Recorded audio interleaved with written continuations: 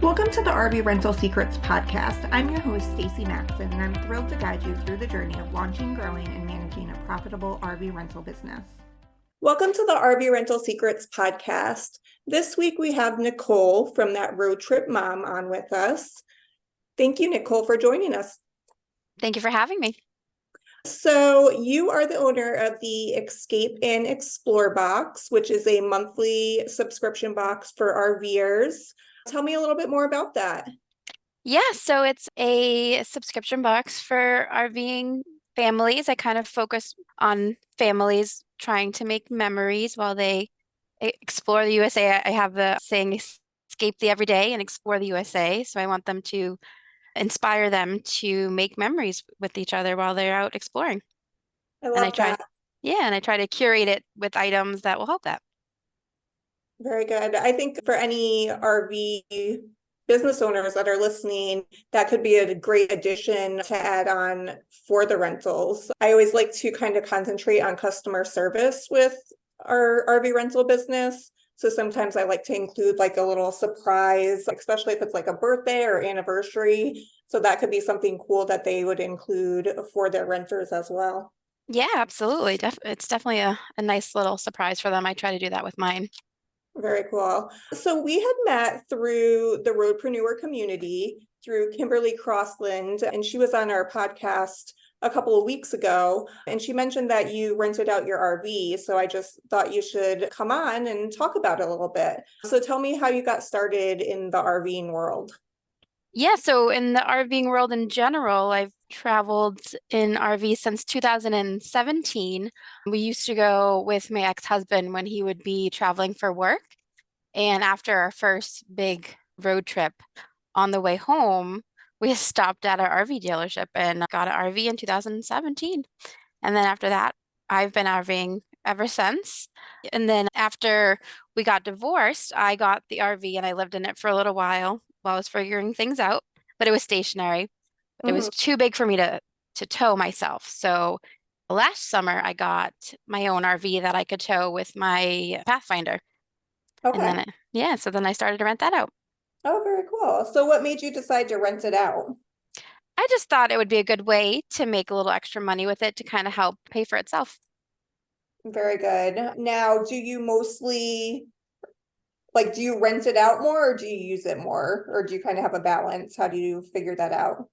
This summer it was rented out more just because I didn't plan very well for when I would have my kids since I have them every other weekend.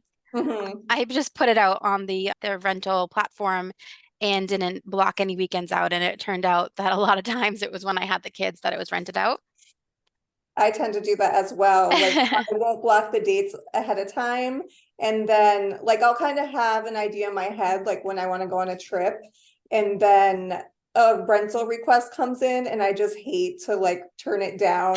So I end up just keep booking it and booking it. And then, yeah, we don't always take as many trips as I want. Yeah, yeah. I mean, I might try to do better next year, but it was a learning experience. Now, was this your first year renting? This was my first year renting, yes. Okay, like were you successful with it? Were you, were you pleasantly surprised with how many inquiries you were getting or? Yeah, I think I was pleasantly surprised. I didn't, push it or anything. I just put it out on the platform and I got at least one booking from April until now a month. And Okay, I wasn't, and that worked out nicely. I think it would have been a little bit overwhelming if I got a little bit more, but yeah, I was pleasantly surprised. very nice. And now where are you located? I'm in the Monadnock region of New Hampshire, so it's the Okay, southwest corner. okay. Yeah, so the season is a little bit shorter there as well, I'm sure. Like I'm in New York, so from Memorial Day to Columbus Day is basically like when all the campgrounds are open. Yep, same. Yeah. Now, what did you find your biggest struggle was with renting out your RV? The biggest struggle, I would say just getting it listed, just sitting down and thinking of all the things to include and type up and word it nicely. And then once it was on, it was kind of just did its own thing. Yeah, I think, with anything, the struggle is just getting started. You just Hmm. have all these things stopping you. And I think once you get started, then it's a lot easier than you imagined. Hmm. I know personally, like my biggest struggle with renting out our personal RV, because we do have ones that are just rental units, but with our own RV is like having to take out all of our belongings and then having to put them back in after a rental if we're going camping. I have 3 kids and we have 2 dogs, so there's like a lot of stuff in there and it's a lot of work each time, taking it in and out. So did you have that struggle at all, or did you basically leave everything in for each rental? Yeah, we didn't have, it's a small RV, so we didn't have Okay. too much in it. And we hadn't, by the time I had my first rental of the season, we hadn't used it yet. So it wasn't Mhm. too bad. And then we were able to just bring our clothes or whatever. Everything Oh, else was that's pretty much nice. stayed in there. It was kitchen stuff and chairs and stuff that you would need. So that wasn't too bad. That's good. We Yeah. have a 32-foot fifth wheel, so it Hmm. accumulates a lot of stuff. Oh yeah. Um, Definitely. Mm. now, do you mostly deliver or do people pick up the camper? What do you do in your rental? So my rentals so far have all been pickups. I did have one delivery, but there was crazy flooding in their campground. They had to cancel, so I didn't end up Oh, delivering wow. it. Although I feel like I might try to push delivery more next year. I think that's another struggle I have is the anxiety of letting my camper go to somebody else and have them have complete control over it. Yeah. I feel like I might like delivery a little better. Yeah, definitely. Yeah, I mean, we actually started with delivery only. Hmm. Like we kind of did the opposite. So yeah, I find that delivery is nice. You do have more control over it, especially if someone's newer to the RV rental, Hmm. or just RVing in general. You can make sure everything's set up properly and, you don't have to worry about that as much. And actually with the algorithm and the platforms, they tend to favor ones that offer delivery so you can get seen more by offering delivery as well. Interesting. Now, now that you've rented out your one RV, like have you got bitten by the bug yet as like wanting to rent out more RVs?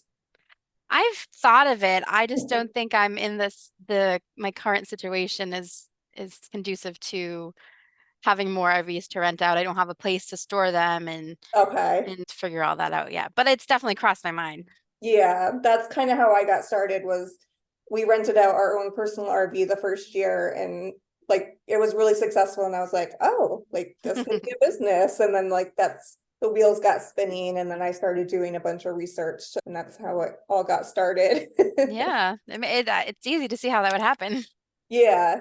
Now, what do you love most about renting out your RV? Like I know it's great to, cover your payments and things like that, but is there any like personal experiences that you've had with renters that has made it like worthwhile? Yeah, the renters have so far, knock on wood, have all been really great. It's nice to, a lot of mine this year were first time renters or Mhm. and first time RVers. So it was exciting. They were very excited and thought that it worked great for what they were looking for, and it was nice to see that happening for them. Yeah, I always like to hear too, like we've had rentals that have gone to like Yellowstone or Acadia National Park and Hmm.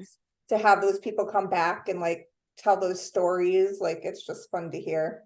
Yeah, my last rental was coming from, I think they drove from like Michigan and were Oh, going to wow. Arcadia, and they had a great time. And they sent Okay. me pictures and of their site and stuff, and it looked like they had a very nice time.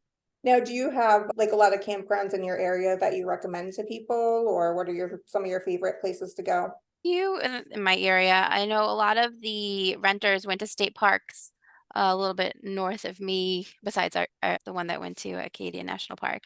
Okay. Yeah, but there's a few campgrounds around. Most people they tend to travel about an hour or so outside of where I am. Hmm.